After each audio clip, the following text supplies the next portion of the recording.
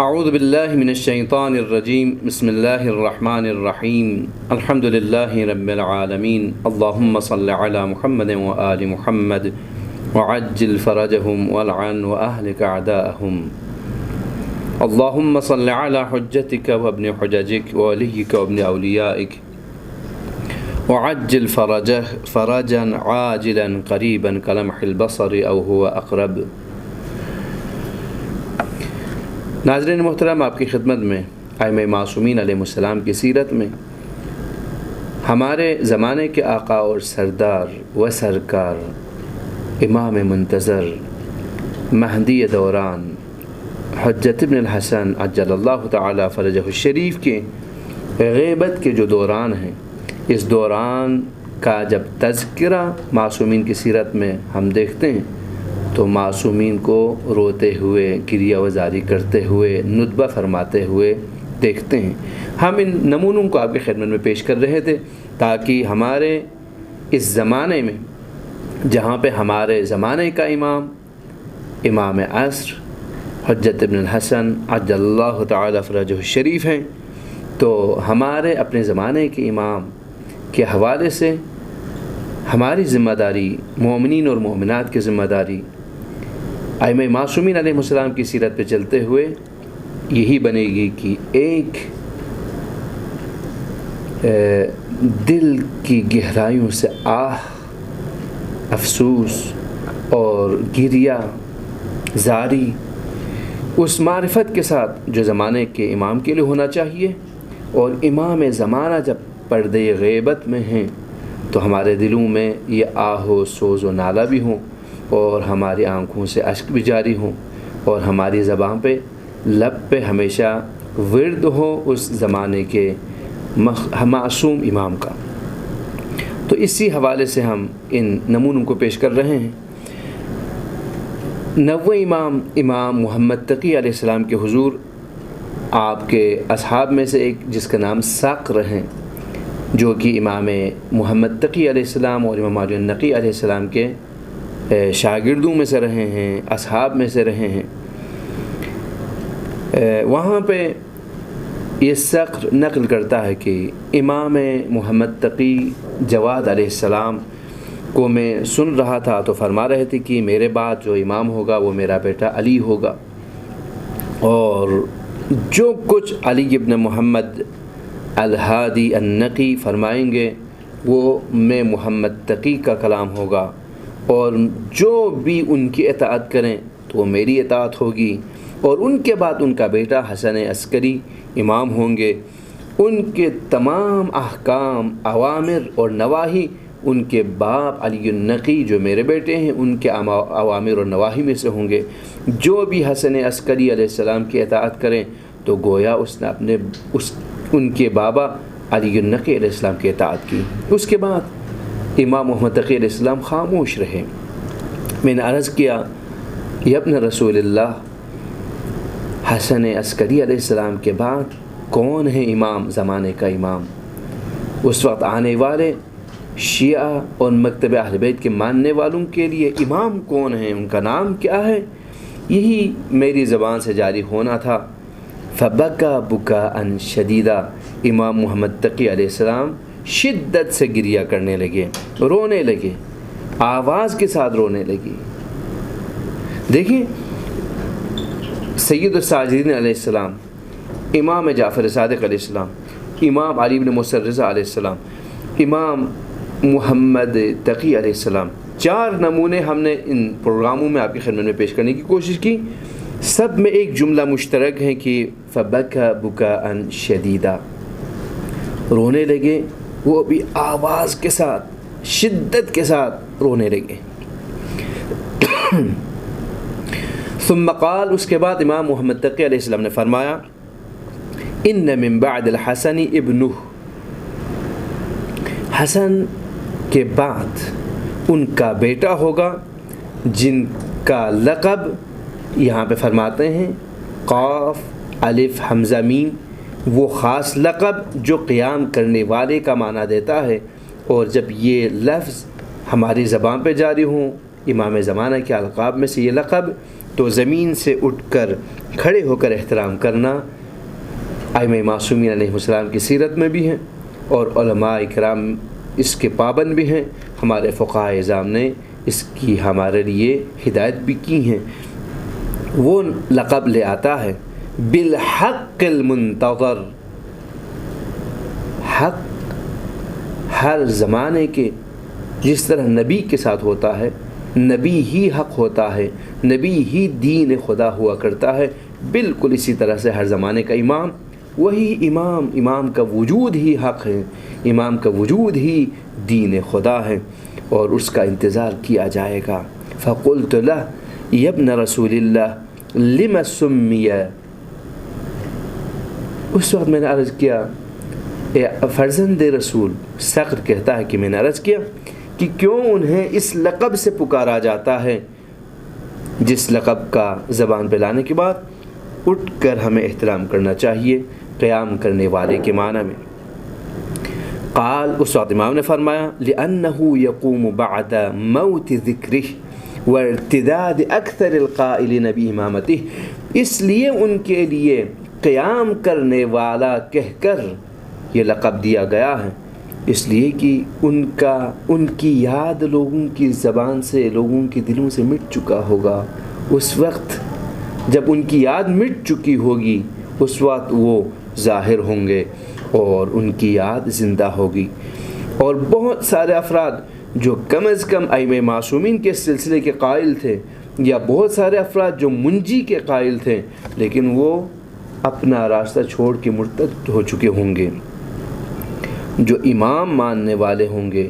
لیکن ان کی امامت کی جو معرفت، امامت کا جو عقیدہ جس طریقے سے مضبوط ہونا چاہیے تھا، وہ نہ ہونے کی بنا پر وہ اپنا دین چھوڑ چکے ہوں گے۔ تو میں نے عرض کیا لم سمی المنتظر، کیوں ان کو منتظر کہا جاتا ہے؟ فرمایا لأن له غیبتا یکثر ایامها، اس لیے کہ اس ہستی کے لیے ایک ایسا پردے غیبت میں جانے کا ایک عرصہ ہے جس کے ایام بہت زیادہ ہوں گے، ویطول امدها، اس کی مدت لمبی ہوگی، فینتظر خروجہ المخلصون، تو ان کے ظاہر ہونے کا انتظار کریں گے مخلص لوگ، مخلص اور مؤمن، وینکرہ المرتابون، جن کے دلوں میں شک و شبہ ہوگا وہ ان کا انکار کرے گا، اس لیے کہ کافی لمبا عرصہ گزرنے کے بعد وہ نہیں آئے، ظہور نہیں ہوا۔ وَيَسْتَهْزِئُ بِذِكْرِهِ الْجَاحِدُونَ، جن کو امام اور امامت کے اس سلسلے کے ساتھ ان کے اعتقادات صحیح نہیں، بلکہ ان کا مقابلہ کرنے والے ہیں، یہ مقابلہ کرنے والے ان کی یاد کرنے والوں کے حضور جب یاد کریں گے تو پھر ان کے ساتھ مذاق اڑائیں گے۔ وَيَكْذِبُ بِهَا الْوَقَّاتُونَ، اور وہ لوگ وَيَكْذِبُ فِيهَا الْوَقَّاتُونَ، اس لمبے عرصے میں جس نے بھی وقت مقرر کیا کہ فلان سال یا فلان تاریخ کو آ جائیں گے، اب وہ آنے والے ہیں، وقت جو بھی معین اور مقرر کرے گا ان کی جھوٹ کا اظہار ہونے کے لیے، اور وہ وہاں پہ جھٹلایا جائے گا۔ بہت سارے افراد جو وقت معین کریں گے، تو اس نے جو وقت مقرر کیا اس وقت امام تشریف نہیں لائے، تو خود بخود یہی افراد بعد میں جھٹلائیں گے امام زمانہ کو کہ وہ جو وقت ہم نے مقرر کیا تھا، ہم نے جس وقت آنے کے لیے پروگرام سمجھایا تھا اور سمجھا تھا، اس وقت تو نہیں آئے، پس وہ نہیں ہیں۔ اس طرح سے وقت معین کرنے والے بھی امام کو جھٹلائیں گے۔ وَيَهْلِكُ فِيهَا الْمُسْتَعْجِلُونَ، اور ہر وہ فرد جو جلد باز ہوں گے وہ یہاں پر ہلاک ہو جائے گا، کہ وہ جلد بازی کے ساتھ امام زمانہ کو یہاں پہ لانا چاہتے ہیں، امام زمانہ کے ظہور کو چاہتے ہیں جلد بازی کے ساتھ، بلکہ کون نجات پائے گا؟ وَيَنْجُو فِيهَا الْمُسَلِّمُونَ، جو محمد و آل محمد علیہ السلام کے حضور سر تسلیم خم رہیں گے، وہی لوگ ہدایت بھی پائیں گے، وہی لوگ نجات بھی پائیں گے۔ اس زمانے کا ذکر کرتے ہوئے جس میں اس وقت ہم زندگی گزار رہے ہیں، امام زمانہ عجل اللہ تعالیٰ فرجہ الشریف کا تذکرہ کرتے ہوئے ائمہ معصومین کی زندگی میں ہم دیکھتے ہیں کہ یہ وہ ہستیاں ہیں جو رو رہے ہیں، اور رونے کے ساتھ ساتھ اظہار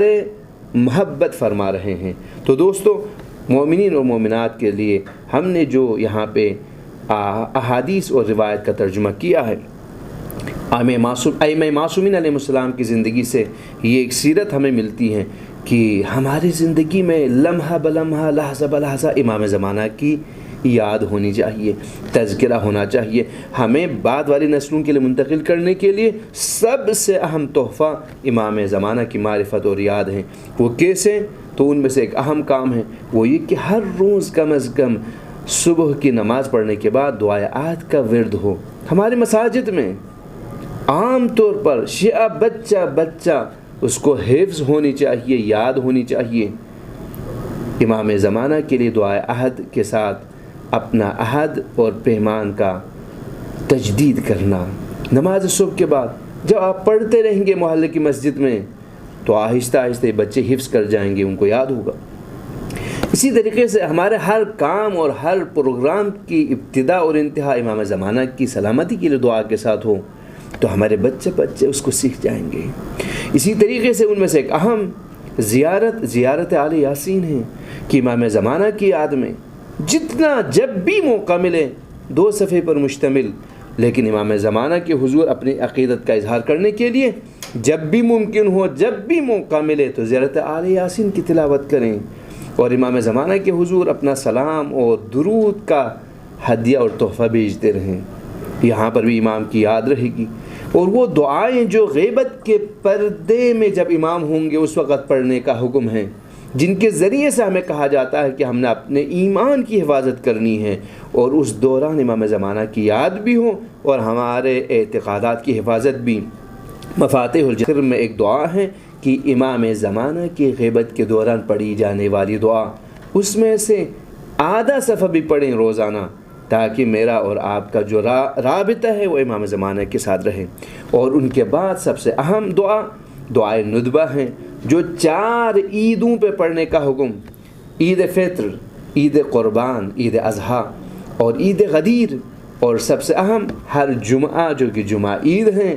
مسلمانوں کے لیے، اس 4 عید کے ایام میں دعائے ندبہ یعنی کیا؟ یعنی وہ دعا جس کے اندر اس شخصیت کی تمام اوصاف اور صفات کو بھی ذکر کریں گے، بیان کریں گے، اور بیان کرتے ہوئے روتے جائیں گے، روئیں گے، گڑ گڑائیں گے، اس کے حضور مناجات کی شکل میں پیش کریں گے۔ اپنے دل پہ جتنا بھی بوجھ، غم اور دکھ کا ہوگا، جب اس امام کا تذکرہ ہو، ان کے فضائل و مناقب بیان ہو رہے ہوں،